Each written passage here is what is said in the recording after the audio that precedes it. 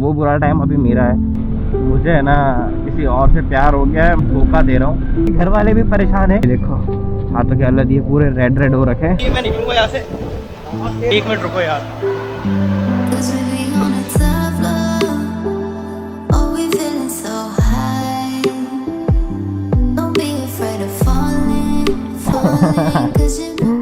यार तो देखो, मैं लास्ट व्लॉग में आपने देखा था भिलवाड़ा आया था, बट उसकी बात का कोई व्लॉग नहीं आया क्योंकि यार फैमिली टाइम के बीच में व्लॉगिंग टाइम नहीं होता हमारा।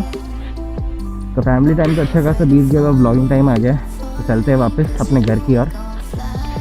टाइम हो रहा है 3:30, निकलने की इच्छा नहीं है पर हाँ नहीं, हॉर्न नहीं है, डिपर है। हाँ डिपर मतलब ये देखो, लाइट जल्दी दिखी है, ये देखो।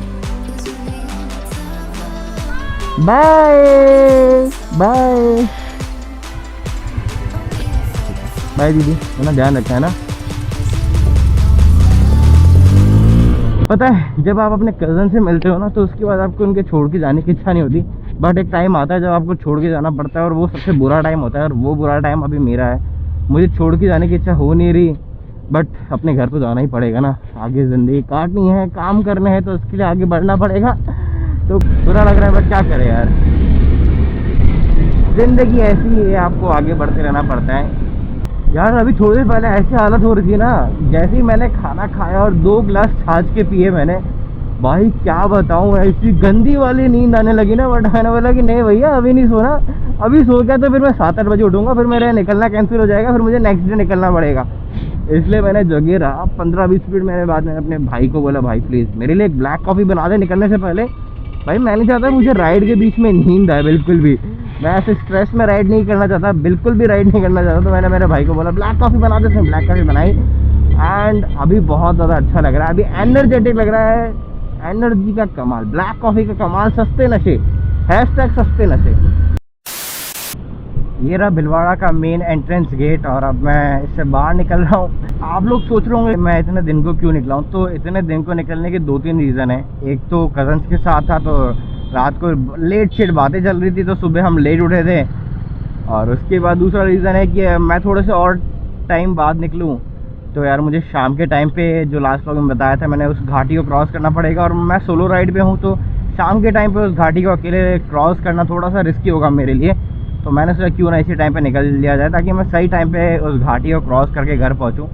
मैं चाहता नहीं हूँ कि मैं उसे लेट नाइट में या इवनिंग टाइम पे मैं उसे क्रॉस करूँ, इसलिए मैं इस टाइम पे निकल गया हूँ।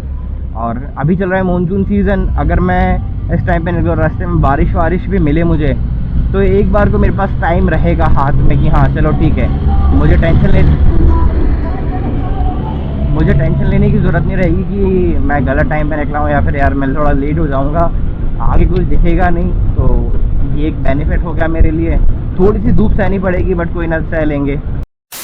I am really sorry Mohini, मुझे है ना किसी और से प्यार हो गया है, मैं तुझे धोखा दे रहा हूँ। जब से मोटर व्लॉगिंग लाइन में घुसा हो ना, मुझे सुपर बाइक की लत लगने लगी। ऐसी इच्छा होने लगी कि काश मेरे पास भी एक सुपर बाइक हो, क्योंकि जब एक सुपर बाइक फ्लाई बाय देती है ना किसी को, तो भाई जब तक वो सुपर बाइक उसकी आंखों से ओझल ना हो जाए ना, उसकी नज़रें बस सुपर बाइक की तरह रहती है।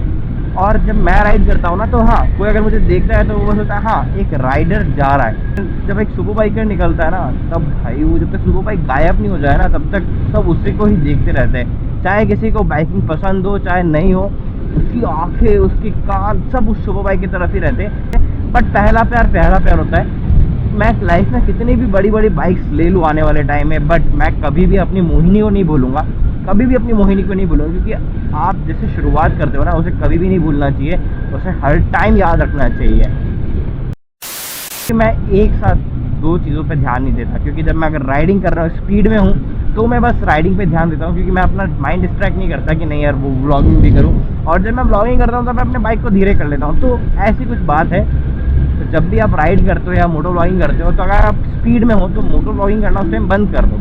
उस टाइम सोचो ही मत मोटर व्लॉग के बारे में, बस आपका माइंड होना चाहिए, बस आपकी आंखें होनी चाहिए आपके सामने और आपके पीछे कि कहाँ से बाइक आ रही है, कहाँ से बाइक जा रही है, कहाँ से कार आ रही है, कहाँ से कार जा रहे है। तो आपको उन सब चीज़ों का ध्यान रखना चाहिए।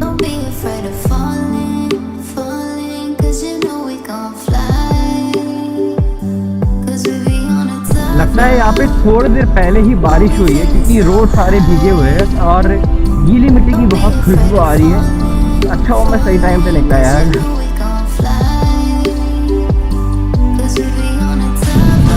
ओ भाई साहब, आगे का नज़ारा देख रहे हो, पूरा स्काई काले बादलों से भर चुका है यार। मुझे डर है कि आगे की यार बारिश ना हो रही हो, मैं भीगना नहीं चाहता बिल्कुल भी यार। भीग के गाड़ी चलाने में बहुत तकलीफ होती है यार। एक तो ठंडी ठंडी हवा लगती है, ऊपर से फिर जब आपके जूते गीले हो जाते हैं तो आपके पैर कटने लग जाते हैं।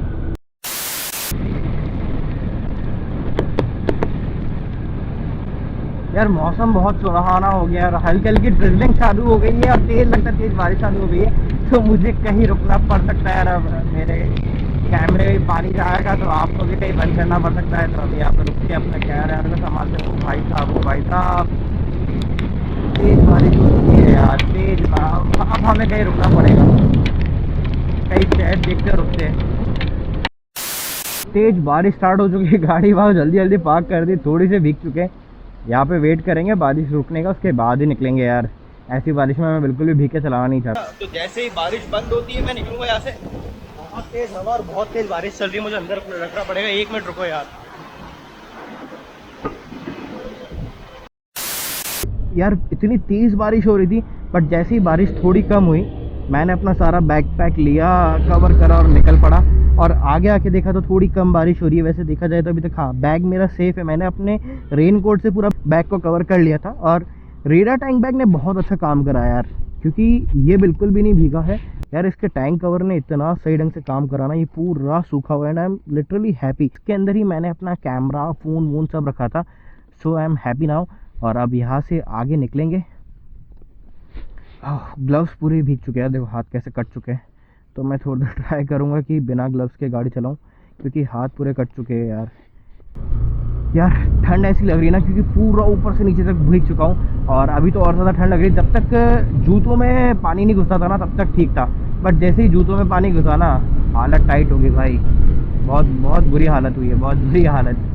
जब से मैंने मोटर ब्लॉगिंग स्टार्ट करी है ना, तब से मेरे अंदर एक बहुत बड़ा चेंज आया है।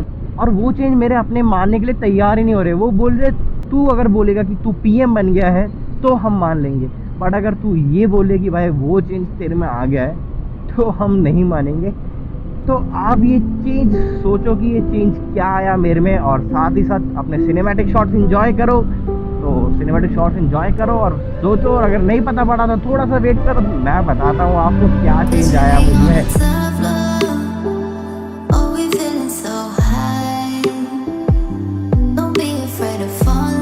वैसे जब आप भिलवाड़ा से ब्यावर की ओर जाते हो तो रामगढ़ से पहले एक गांव आता है। अब आई डोंट नो इस गांव का नाम क्या है, बट इस गांव में ये वाला जो एरिया है पूरा चट्टानों से भरा हुआ है। और ये जो चट्टान है ना, उन सबके शेप सांप जैसा है। आप चेक कर सकते हो, ये भी ऐसे है मेन रोड पे। अगर आप सामने से देखो तो आपको लगेगा एक पंचमुखी सांप है और बहुत बड़ा। और ऑलमोस्ट सारे जितने भी चट्टान है ना वो इसी शेप के हैं। एंड आई डोंट नो कि ऐसा क्यों है, बट ये एक बहुत यूनिक बात है। और अभी तो ये कांटे के पेड़ उठ चुके हैं, बट जब गर्मी का टाइम आएगा कांटे के पेड़ खत्म हो जाएंगे तब आपको अच्छे से दिखेगा। यहाँ पे आप अच्छे से गौर कर पाओगे। ये ऑलमोस्ट जितने भी पहाड़ है वो सारे इसी शेप में है, सारे इसी शेप में है। मैं आपको बताता हूँ, अगर देखो तो जैसे आप उधर भी चेक कर सकते हो, आप वो भी चेक कर सकते हो, सारे ऑलमोस्ट इसी शेप।